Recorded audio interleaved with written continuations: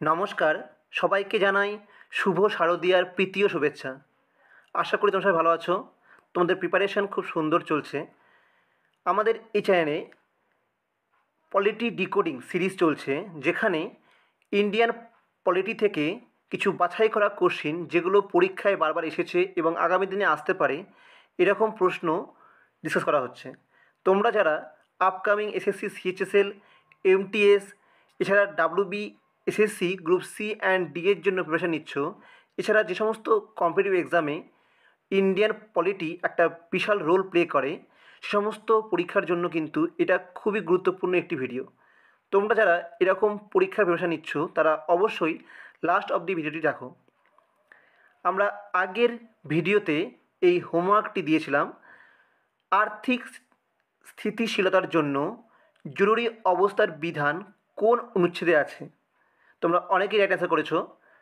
এর right answer হবে option C, article 360, অনুচ্ছেদ 360 ধারায় কিন্তু আমাদের ফিনান্সিয়াল এমার্জেন্সির কথা বলা হয়েছে, যেটা আমাদের ভারতে এখনও কিন্তু একবারও লাগু হয়নি। চলো আজকের ভিডিওটি শুরু করা যাক। আজকের প্রথম প্রশ্ন, in which case did the supreme court rule that parliament can not amend the basic structure of constitution? কোন মামলায় সুপ্রিম কোর্ট এই সিদ্ধান্ত দেয় যে সংসদ সংবিধানের মৌলিক কাঠামো পরিবর্তন করতে পারবে না? অপশানগুলো দেখে নাও তোমরা। কেশবানন্দ ভারতী বনাম কেরল রাজ্য মামলা, নাকি গোলকনাথ বনাম পাঞ্জাব রাজ্য মামলা, নাকি মিনার্ভা মিলস বনাম ভারত সরকার মামলা, নাকি শঙ্করী প্রসাদ বনাম ভারত সরকার মামলা? এর রাইট অ্যান্সার হবে অপশান এ, খুবই ইম্পর্টেন্ট, কেশবানন্দ ভারতী বনাম কেরল রাজ্য। খুবই ইম্পর্টেন্ট একটি মামলা, যেটা হয়েছিল 1973 সালে, যার মামলার শুনানি বের করা হয়, যেখানে সুপ্রিম কোর্ট বলে যে basic structure of constitution can not be change by the parliament. Next প্রশ্ন আমরা দেখেছি। আচ্ছা, নেক্সট প্রশ্ন, কোন নির্দেশমূলক নীতি গ্রাম পঞ্চায়েত গঠন এবং তাদের আত্মশাসন ক্ষমতা ও কর্তব্য প্রদান করার কথা বলে?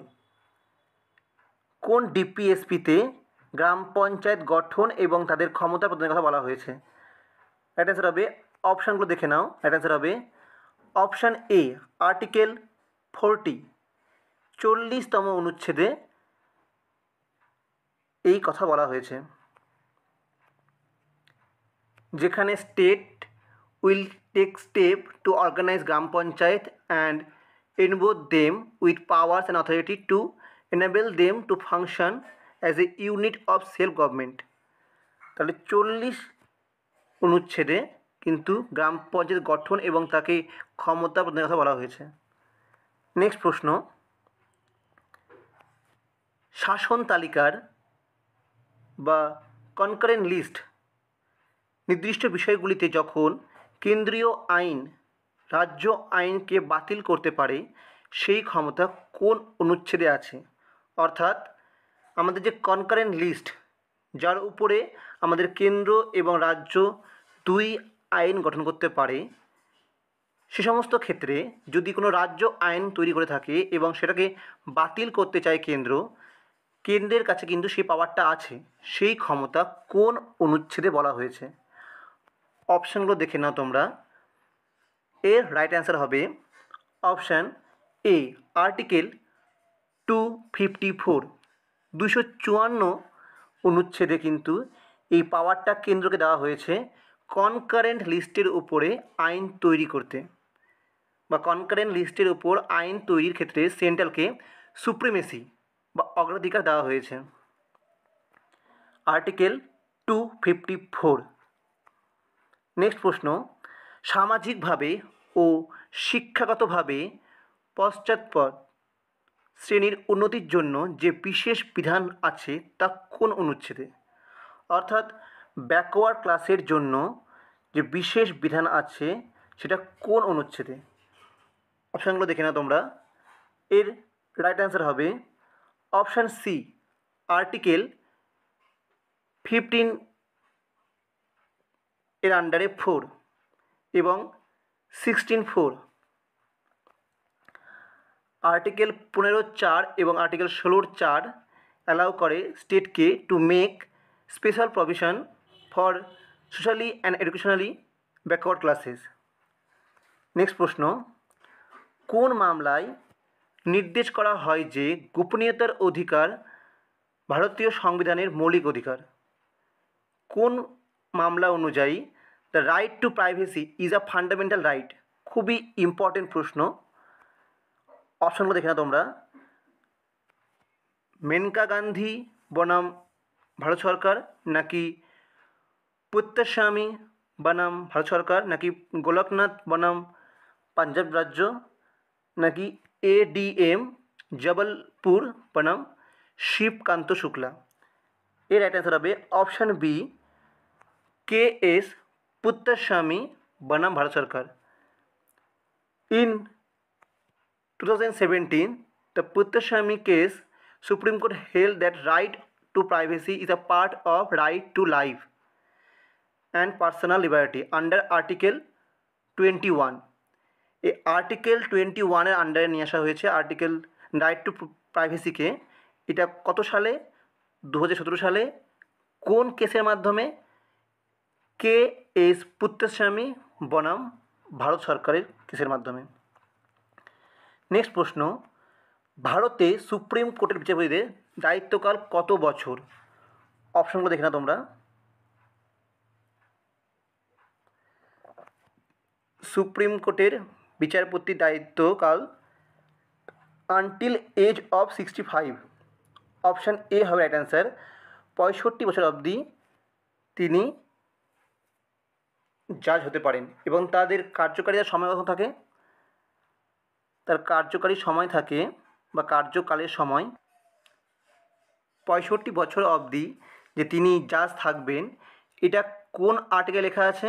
লেখা আছে আর্টিকেল 124, 124। আসলে 124-এর 2, 124 তার সাব আন্ডারে 2 থাকবে। সেই আর্টিকেলে কিন্তু লেখা আছে যে এই এজের কথা, যে সুপ্রিম কোর্টের জাজ 65 বছর অবধি বা 65 বছরের পরে রিটায়ার করতে হবে।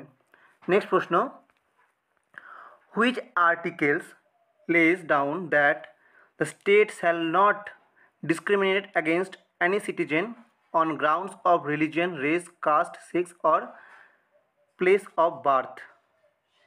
কোন অনুচ্ছেদে রাষ্ট্রকে কোনো নাগরিককে ধর্ম, বর্ণ, জাতি, লিঙ্গ বা জন্মস্থানের ভিত্তিতে বৈষম্য করতে নিষেধ করা হয়েছে? অপশানগুলো দেখে নাও। এর রাইট অ্যান্সার হবে অপশান বি, আর্টিকেল 15। আর্টিকেল 15 নিয়ে কিন্তু একটা মুভি হয়েছিল যেখানে আয়ুষ্মান খুরানা একটা খুব সুন্দর রোল প্লে করেছে। এই আর্টিকেল 15-এ বলা হয়েছে যে কোনো ডিসক্রিমিনেশন করা যাবে না। নেক্সট প্রশ্ন, রাষ্ট্র নির্বাচন কমিশনগুলিকে ক্ষমতা প্রদান করে কোন অনুচ্ছেদ? অর্থাৎ স্টেট ইলেকশন কমিশনের ক্ষমতা কোন অনুচ্ছেদে বলা আছে? অপশনগুলো দেখে নাও। এর রাইট অ্যান্সার হবে option A, article 243K। 243K এর আন্ডারে কিন্তু স্টেট ইলেকশন কমিশনকে ক্ষমতা প্রদান করা হয়। নেক্সট প্রশ্ন, ধর্মীয় স্বাধীনতার অধিকার কোন অনুচ্ছেদে সুনিশ্চিত করা হয়েছে? Right two freedom of religion কোথায় আছে? খুবই ইম্পর্টেন্ট প্রশ্ন। এর রাইট অ্যান্সার হবে অপশান এ, আর্টিকেল 25, 25তম অনুচ্ছেদে কিন্তু রাইট টু রিলিজিয়ন বলা আছে। নেক্সট প্রশ্ন, ভারতে জন্ম নেওয়া শিশুদের নাগরিকত্বের অধিকার কোন অনুচ্ছেদে বলা আছে? আমাদের ভারতে নাগরিকত্ব বা সিটিজেনশিপ পাওয়া যায় কিন্তু বিভিন্নভাবে। তার মধ্যে একটি ভাগ হচ্ছে বার্থ, মানে যদি ভারতে জন্ম হয় তাহলে সেই শিশুর এই দেশেরই নাগরিকত্ব পাবে। এটি কোন অনুচ্ছেদে বলা আছে? রাইট অ্যান্সার হবে অপশান এ, আর্টিকেল 5। তোমরা বলো কমেন্ট বক্সে যে ভারতে কতভাবে সিটিজেনশিপ পাওয়া যায়। নেক্সট প্রশ্ন, যার উত্তরটি সঠিক হবে তাকে আমি একটি হার্ট দিয়ে দেবো। নেক্সট প্রশ্ন, লোকসভার সর্বোচ্চ সদস্য সংখ্যা নির্ধারণ করে কোন অনুচ্ছেদ? আমাদের লোকসভাতে ম্যাক্সিমাম কতজন সদস্য থাকবে তার কথা বলা আছে আর্টিকেল নাম্বার 21-এ, সরি 81, 81তম অনুচ্ছেদে লোকসভার সর্বোচ্চ সদস্য সংখ্যার কথা বলা আছে। এটা আসলে এখানে বলা আছে যে 252-র বেশি স্ট্রেংথ হবে না লোকসভার, ম্যাক্সিমাম স্ট্রেংথ 252। নেক্সট প্রশ্ন, কোন মামলাটি ভারতীয় সংবিধানের মৌলিক কাঠামো ধারণাটি স্বীকার করে? আমরা এর প্রথমেই কোশ্চেনটা পড়েছি, আসলে বলা হয়েছে যে মৌলিক কাঠামোকে ধরে রাখতে হবে, এই ধারণাটি কোন মামলায় সুপ্রিম কোর্ট বলে দিয়েছে? আগের কোশ্চেনটাকে কিন্তু ঘুরিয়ে করেছে। রাইট অ্যান্সার কী হবে? রাইট অ্যান্সার হবে অপশান এ, কেশবানন্দ ভারতী বনাম কেরল রাজ্য। আজকের ভিডিও এতখানি। আশা করি এখানে কিছু তোমরা ইনফরমেটিভ ভিডিও মানে ইনফরমেটিভ নলেজ পেয়েছো।